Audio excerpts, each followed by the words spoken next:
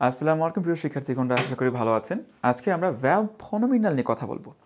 ইংরেজি এবং বাংলাতে এই ধরনের কোনো প্রকারই ভার্ব সম্পর্কে আমরা শুনি নাই, যার কারণে আজকে আমি সর্বোচ্চ চেষ্টা করব যে আপনাদেরকে বিষয়টিকে সহজে ব্যাখ্যা করার জন্য। যেই জায়গায় আমি আমার শরীরে কোনো একটা অঙ্গ বা কোনো কিছুর উপর নিজের উপরই কাজটা সম্পন্ন করতেছি, সেই ভার্বগুলোকে আমরা বলতেছি ভার্ব ফনোমিনাল।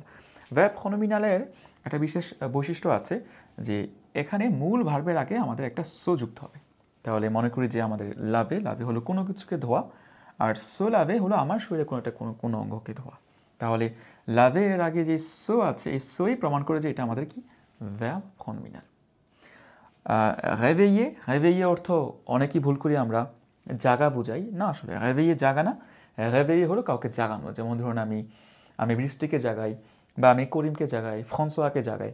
অন্যদিকে আমি যদি বলি যে আমি জেগে উঠি, দেখুন এখানেও সো লিখে আছে যে আমি ঘুম থেকে জেগে উঠি হলো মনে করেন যে সকাল 7টায় বা 8টায়। এখানে আপনি নিজেকে নিজে জাগাচ্ছেন, যার কারণে কি এটার আগে আমাদের সো যুক্ত হচ্ছে, এবং এটাকে আমরা বলতেছি কি আমাদের ভার্ব ফনোমিনাল। লোভে একটু আগে যে উদাহরণটা দিলাম যে লোভে হলো আমার কোনো কিছুকে উঠানো, আমি কোনো কিছুকে উঠালাম। অন্যদিকে আমি যখন বসে আছি কোনো জায়গার মধ্যে, আমি নিজে উঠলাম, তখন আমরা বলতেছি কি এখানে সো লোভে। তাছাড়া আমাদের কাছে আছে মনে করি যে আঁচতালি মানে হলো কোনো কিছুকে আপনি মনে করি একটা টিভি কিনলেন, আপনি আপনার ঘরের কোনো একটা কোনায় বা মাঝে সেটাকে আপনি সেট করলেন, এটাকে আপনি vous installez une télévision। আর অন্যদিকে আপনি যখন কোনো জায়গায় নিজেকে বসাবেন, তখন আপনি চাইলে কিন্তু বলতে পারেন যে কাউকে প্রশ্ন করা যে est-ce que je peux m'installer ici, বা vous pouvez vous installer ici, voilà। donc এই কাউকে বসানোর ক্ষেত্রেও কিন্তু নিজের সাথে নিজে ঘটতেছে। এবং এটার আগে আমরা সো লিখেছিলাম, এটার আগে আমাদের সো ঠিকই আছে, কিন্তু আমি জানি না আপনাদের ওই যে আমি একটা ক্লাস করেছিলাম যে এলিজিওর উপর, সেই ছোট্ট ব্যাকগ্রাউন্ডটা মনে আছে কিনা, যে আমাদের সামনাসামনি যদি দুইটা ভয়েল থাকে, সেই ক্ষেত্রে আমাদের প্রথম যে ভয়েলটা আছে সেটাকে আমরা উঠিয়ে এটা প্রস্তাব দিচ্ছি, তাহলে আমাদের সো আস্তালের বদলে সাস্তালে হয়ে যাচ্ছে। আমরা আরেকটা উদাহরণ নিতে পারি আপলে।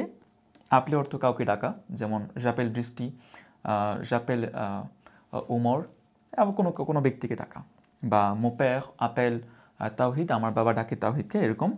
অন্যদিকে যখন আপনি নিজের নাম বলছেন যে আমার নাম হলো তাওহিদ, সেখানে কিন্তু আপনি নিজেকেই তাওহিদ হিসেবে ডাকছেন, এবং যার কারণে আমাকে সোটা লিখতে হচ্ছে।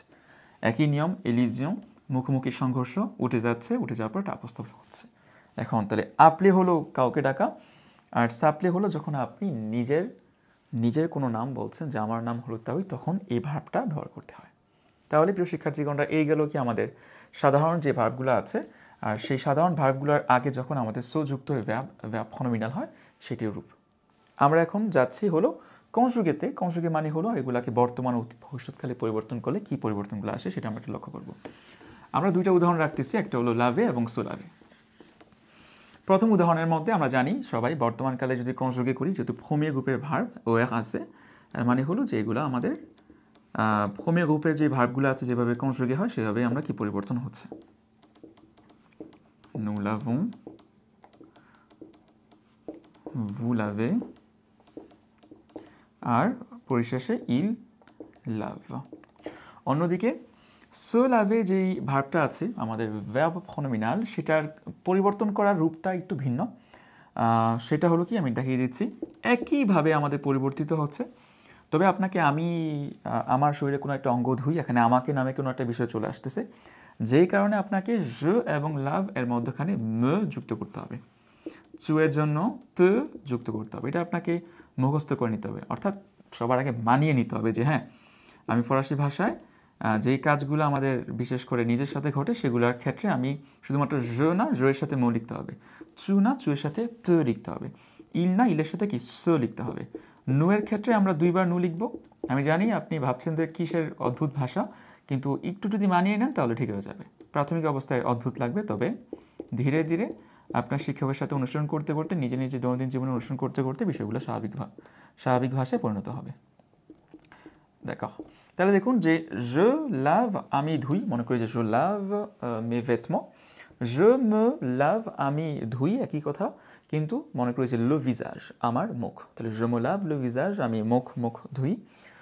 tu te laves তুই ধোস, মনে করি যে les mains হাত, তাহলে তুই হাত ধোস, এই ক্ষেত্রে আমি কখনোই কিন্তু tu laves les mains বলতে পারবো না, আমাকে tu te laves les mains বলতে হবে। আপনি বলতে পারেন যে অদ্ভুত, আমি আপনার সাথে একমত, কিন্তু সত্যি বলতে এভাবেই আমাদের বলতে হয়। Il se lave les pieds, সে পা ধোয়। Nous lavons, তারপর আপনি শরীরে কোন অঙ্গটা ধুন সেটা বলুন। Vous lavez, তাহলে আপনাকে এখানে দুইবার নু লিখতে হবে, দুইবার vous লিখতে হবে। কোন কার আগে? যখন আমাদের ভার্বের আগে কি থাকবে? একটা se থাকবে। ইলের ক্ষেত্রে কি হচ্ছে? Il se lave। তাহলে বিশেষত আপনাকে মনে রাখতে হবে, নতুন করে মুখস্থ করতে হবে, আপনার ভোকাবুলারির মধ্যে যুক্ত করতে হবে যে আমার ন এবং তোকে মুখস্থ করতে হবে। কেননা স তো আমরা এই মূল ভাব থেকে পাচ্ছি, আর নু তো আগে থেকে আমরা জানি, তাই না? বলো, আমি আরও কিছু উদাহরণ দিচ্ছি আপনাদের, তাহলে আপনাদের কাছে এই বিষয়টি পরিষ্কার মনে হবে। তবে ব্যাকরণের ক্ষেত্রে আপনাকে সবার আগে মানতে হবে যে বিষয়টা এভাবেই হয়। আপনি যদি মন থেকে না মানেন এবং বারবার যদি ইংরেজি কেন সহজ এবং বাংলার সাথে কেন মিলে না এভাবে বলেন, তাহলে আপনি বিষয়গুলোকে মানতে পারবেন না এবং সবসময় কথা বলার ক্ষেত্রে ভুল হচ্ছে। আমি réveiller ক্ষেত্রে নেই। réveiller অর্থ কি? আমার জাগা। আর se réveiller অর্থ হলো নিজে ঘুম থেকে জাগা। donc je réveille, আমি জাগাই, আমি কাউকে জাগাচ্ছি এখানে। আর se réveiller এর ক্ষেত্রে আমার je me, প্রিয় শিক্ষার্থীগণ, এই me ভুলে গেলে হবে না। je me réveille।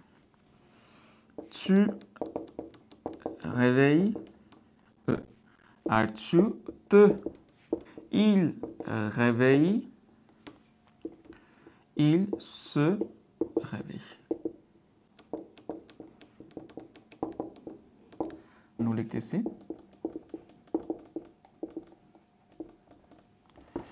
ওকে,